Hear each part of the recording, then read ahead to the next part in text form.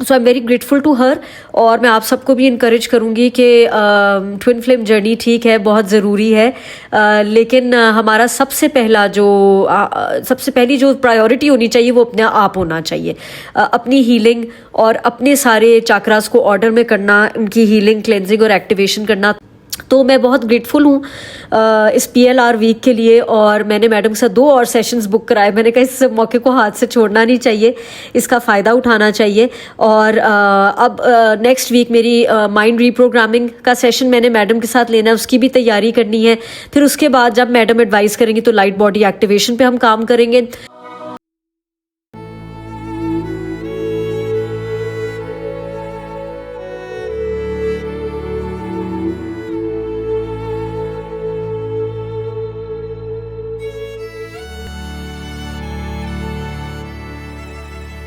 Healing and activation का session लिया इसी तरह ब्रह्मा मुहूर्त पे सैटरडे मॉर्निंग को से बिल्कुल सुबह सुबह।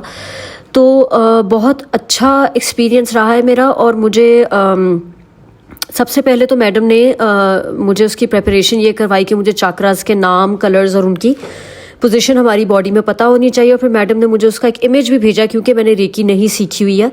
तो मैडम ने मुझे दिखाया कि जो है कौन सा चाक्रा कहाँ पे प्लेस्ड है और उनकी ओपनिंग कहाँ पे है, क्योंकि हमारे 5 चाक्रास की स्पाइनल कॉर्ड में भी आगे भी है, पीछे भी, और 2 चाक्रास जो ऊपर नीचे हैं, क्राउन और रूट, वो सिर्फ 1 वे ओपन होते हैं। तो कलर्स भी बताए, नाम भी उन्होंने मुझे उस पिक्चर में शेयर किया हुआ था, विच वॉज़ वेरी हेल्पफुल। फिर एक एक करके मैडम ने बस मुझे ये कहा कि रिलीज़ करना है, सरेंडर करना है। हमने आवाहन किया अपनी स्पिरिट टीम का, गुरु जी का, महाराज नीम करोली बाबा जी का। और उसके बाद हमने सेशन स्टार्ट किया और एक एक करके मैडम ने हर चक्रा पे जो है प्रॉपर हीलिंग एनर्जी भी सेंड की। और जो रिक्वेस्ट की डेटीज़ को, हमारी स्पिरिट टीम को, कि वो उसकी क्लेंजिंग करें, हीलिंग करें, एक्टिवेशन करें। और मैडम एक एक चक्रा करके 7 चक्रास के थ्रू मुझे लेके गई। और बहुत समझ लें कि स्मूथ और इजी एक्सपीरियंस था मेरे लिए। और मुझे इसका शौक इसलिए है क्योंकि मैं समझती हूँ कि एनर्जी सेंटर्स का एक्टिवेटेड होना हमारे इनर वर्क में बहुत इंपॉर्टेंट स्टेप है।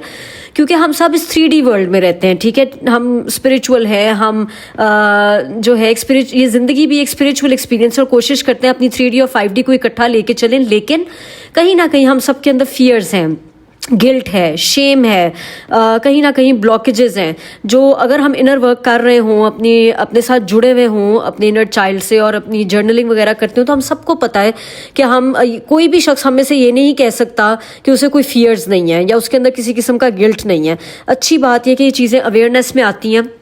बाज़ दफ़ा हम इनको एड्रेस कर पाते हैं, रिलीज़ कर पाते हैं, लेकिन बाज़ दफ़ा ये हमारे अंदर इकट्ठी हुई जाती हैं। और यही अंदाज़ा मुझे इस सेशन में हुआ, ख़ास तौर पे जब मैडम मुझे रूट और सैक्रल में से लेके चली, क्योंकि मैडम मुझे बता भी रही थी और मुझे एक्चुअली मेडिटेशन में ये दिखाया भी जा रहा था कि इतना ज़्यादा अंदर से आप समझें डेब्रीज है, गंक है, मैं उसको क्या कहूँ, कि वो निकले चले जा रहा था, स्पेशली रूट और सैक्रल में। और मैडम ने मुझे सैक्रल के बारे में भी बताया कि वहाँ पे जेली टाइप अंदर से रिलीज हुई है। तो आप सोचें कि हम कितना कुछ अंदर जोड़ के बैठे होते हैं, और हमें as a way to connect with ourselves, क्योंकि हमारी ये जो ट्विन फ्लेम जर्नी भी है, इसमें ताल्लुक हमने पहले खुद से जोड़ना है, काम पहले खुद पे करना है, और फिर ट्विन फ्लेम जर्नी की जो डिफरेंट स्टेजेस हैं वो खुद ब खुद सॉर्ट आउट हो जाती हैं, एज लॉन्ग एज हम अपने आप को अबैंडन ना करें, हम अपने आप पे फोकस करें।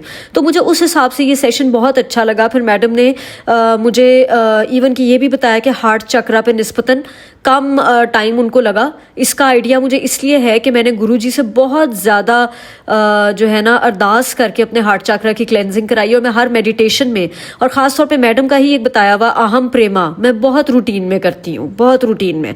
तो मुझे समझ आ गई जब मैडम ने कहा कि फातिमा जी आपके हार्ट चक्रा में उतने प्रॉब्लम्स नहीं हैं और हम जल्दी उससे आगे बढ़ें, तो मुझे समझ आ गई कि गुरुजी की ख़ास मेरे ऊपर ब्लेसिंग है और गुरुजी ने इस चीज़ को मेरे लिए किया है।